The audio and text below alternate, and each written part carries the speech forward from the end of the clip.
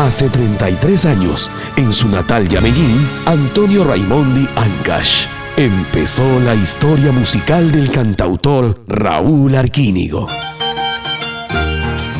Sus inicios quedaron marcados porque fueron tiempos difíciles, con muchos obstáculos y sinsabores que en la vida encontró. Amor, amor, amor, dime por qué.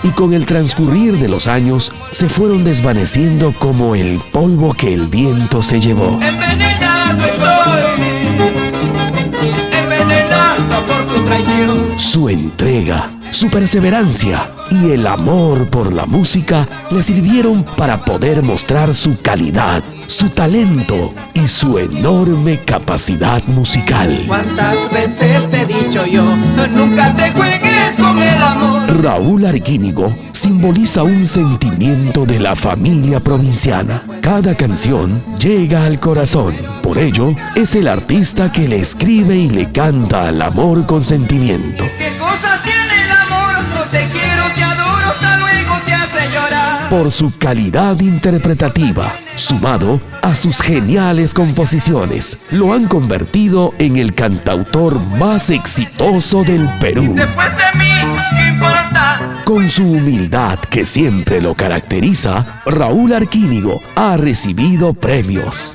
trofeos, medallas, discos de oro y los mejores reconocimientos de autoridades, instituciones, empresarios, promotores y sobre todo el cariño de su público. Olvídame,